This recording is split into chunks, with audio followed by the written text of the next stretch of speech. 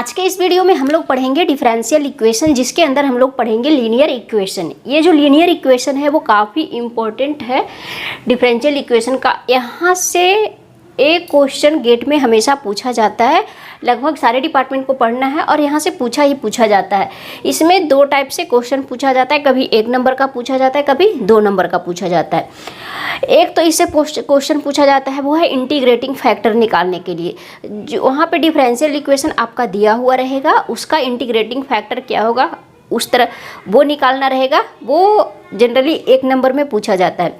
दूसरा जो इससे क्वेश्चन पूछा जाता है वो पूछा जाता है, इक्वेशन दिया हुआ रहेगा डिफरेंशियल इक्वेशन, उसका जो होता है सॉल्यूशन क्या होता है।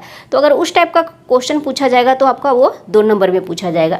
तो आज हम लोग यही पढ़ेंगे लीनियर इक्वेशन के बाद। तो जो standard form of a linear equation होता है ऑफ द फर्स्ट ऑर्डर, हम लोगों को केवल और केवल फर्स्ट ऑर्डर के बारे में पढ़ना है, सेकेंड ऑर्डर थर्ड ऑर्डर यहाँ पे नहीं पढ़ना है। तो standard form of a linear equation जो होता है फर्स्ट ऑर्डर का, वो इस टाइप का होता है, dy/dx + p/= q।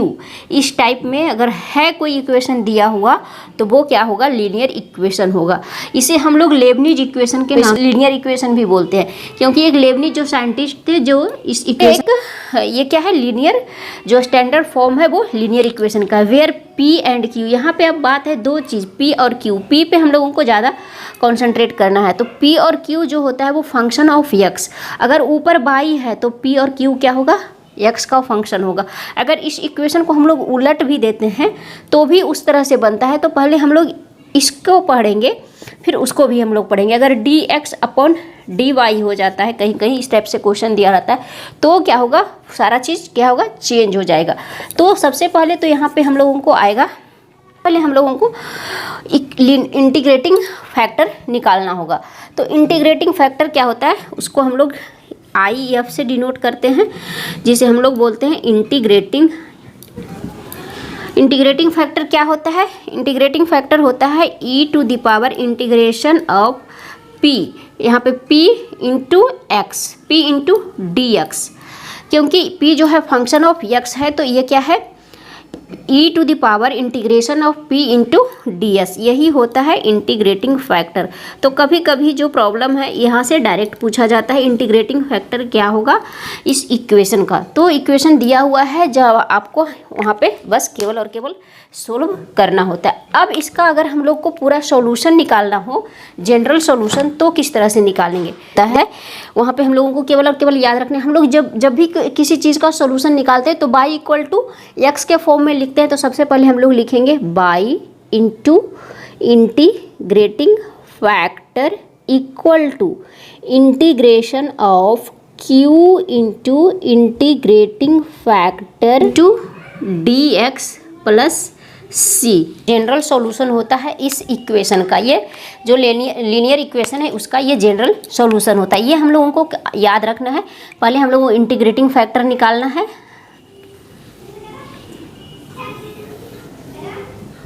तो यहाँ पे हम लोगों को 2 ही चीज़ याद रखना है, एक तो इंटीग्रेटिंग फैक्टर और दूसरा जनरल सॉल्यूशन। ये दोनों फॉर्मूला हम लोगों को याद रखना होगा, तब हम लोग इसको क्या करेंगे, फास्ट बनाएंगे। अगर इसको हम लोग सोल्व करने जाएंगे तो भी ये सोल्व हो जाएगा, पर थोड़ा टाइम लगेगा। पर हम लोगों को उससे बचने के लिए हम लोगों को डायरेक्ट ये जनरल सॉल्यूशन याद रखना होगा।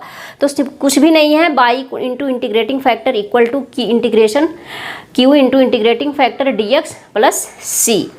अब यहाँ पे इससे रिलेटेड हम लोग एक क्वेश्चन करते हैं, जैसे dy/dx प्लस कोई भी एक एग्जांपल ले लेते हैं आप, 4xy = हम लोग ले लेते हैं यहाँ पे e⁻x। इस तरह से हम लोगों का अगर इक्वेशन दिया हुआ है तो यहाँ पे हम लोगों को दोनों चीज़ निकालना होगा, what is the integrating factor और what is the general solution. तो सबसे पहले ये हम लोगों को चेक करना होगा कि यह लीनियर इक्वेशन है या नहीं। तो लीनियर इक्वेशन का जो जनरल फॉर्म होता है उसको हम लोगों को याद रखना होगा। इस फॉर्म में होता है dy/dx। अगर इधर y का फंक्शन रहेगा तो उसको हम लोग क्या करेंगे, एलिमिनेट करेंगे।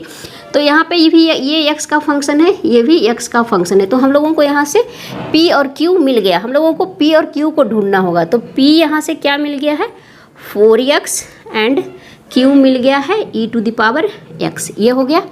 सबसे पहले इंटीग्रेटिंग फैक्टर निकालेंगे। इंटीग्रेटिंग फैक्टर का फॉर्मूला होगा, ये हम लोगों को याद ही रखना होगा, e to the power integration of p into d x. क्या हो जाएगा, e to the power integration, p का वैल्यू कितना है 4x इंटू डी एक्स, तो ये क्या हो जाएगा ई 4 इंटू एक्स का integration x square upon 2, 2 2 cancel 4, तो हो जाएगा e to the power 2x square. ये हो गया मेरा इंटीग्रेटिंग फैक्टर। इंटीग्रेटिंग फैक्टर आ गया। अगर यहाँ तक रहेगा तो हम लोग केवल यहाँ तक निकाल कर छोड़ देंगे। ये हो गया मेरा इंटीग्रेटिंग फैक्टर। अब यहाँ से आगे हम लोगों को इसका जनरल सॉल्यूशन अगर निकालना है तो ये फॉर्मूला हम लोग क्या अप्लाई करेंगे, बाई इंटू इंटीग्रेटिंग फैक्टर। जो जनरल सॉल्यूशन जो होता है तो सबसे पहले हम लोग बाई लिखेंगे, इंटू इंटीग्रेटिंग फैक्टर मेरा क्या आया, e to the power 2x square equal to integration of Q आया था मेरा e to the power x, e to the power x into integrating factor e to the power 2x square into d x plus C. ये क्या हो गया मेरा general solution हो गया। तो कभी कभी यहीं तक रहता है या फिर इससे हम लोग इसको सोल्व करेंगे तो इसका भी हम लोग आगे निकाल पाएंगे। यहाँ पे term D X upon D Y के फॉर्म में दिया हुआ रहेगा तो किस तरह से करेंगे, लीनियर इक्वेशन रहेगा इस तरह से, D X upon D Y plus P X equal to Q, इस फॉर्म में भी रह सकता है। अगर D X upon D Y के फॉर्म में रहेगा तो यहाँ पे सारा चीज़ क्या हो जाएगा, उल्टा पुल्टा हो जाएगा। यहाँ पे देखो, यहाँ पे p और q जो होगा वो फंक्शन ऑफ x हो के नहीं, यहाँ पे फंक्शन ऑफ x हो के नहीं, फंक्शन ऑफ y होगा, where p and q are the function of यहाँ पे बाई। वहाँ पे क्या था, जब ये जनरल जो हम लोगों का जो स्टैंडर्ड फॉर्म है D Y upon D x plus P Y equal to Q, जो हाँ पी और क्यू जो होता था वो फंक्शन ऑफ एक्स होता था, इससे इसको हम लोग कंपेयर करते हैं तो ये D X upon D Y हो गया है, तो P into X equal to Q, तो यहाँ पे पी और क्यू हो जाएगा वो फंक्शन ऑफ बाई होगा। अब इसका हम लोग इंटीग्रेटिंग फैक्टर निकालेंगे तो यहाँ पे क्या हो जाएगा, e to the power integration तो सेम है वो रहेगा, पी जो है वो वही रहेगा, पर यहाँ पी जो है वो फंक्शन ऑफ पाई है, इसीलिए यहाँ पे हम लोग डी वाई लिखेंगे। तो इस जब इक्वेशन इस फॉर्म में रहेगा डिफरेंशियल इक्वेशन तो मेरा इंटीग्रेटिंग फैक्टर ये हो जाएगा e to the power integration of P into d Y.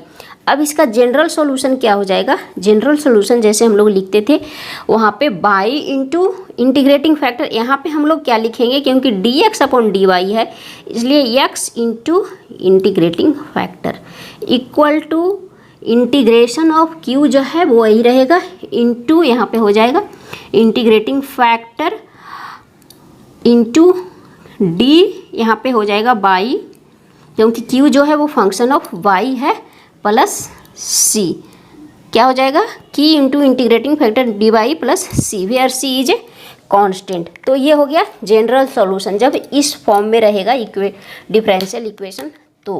तो इस फॉर्म में जनरली पूछता नहीं है, बहुत कम ही पूछता है, जो स्टैंडर्ड फॉर्म होता है वो इस फॉर्म में रहता है। इस फॉर्म में डायरेक्टली गेट के एग्जाम में क्वेश्चन पूछा हुआ भी है कि which is the linear differential equation. तो ये इक्वेशन अगर याद है तो आपको बनाने में कोई दिक्कत नहीं होगा। कभी कभी कन्फ्यूजन हो जाता है क्योंकि p और q, कभी q जो p जो है फंक्शन ऑफ अगर y दे दिया, q फंक्शन ऑफ y दे दिया तो ये दोनों क्या हो जाएगा, चेंज हो जाएगा, वो लीनियर नहीं रहेगा, लीनियर इक्वेशन नहीं रहेगा। तो आज के वीडियो में बस इतना ही। तो आशा करते हैं कि आपको ये वीडियो अच्छा लगा होगा। अगर वीडियो अच्छा लगा हो तो वीडियो को लाइक कर दीजिए, चैनल पर नए हैं तो चैनल को सब्सक्राइब जरूर कर लें।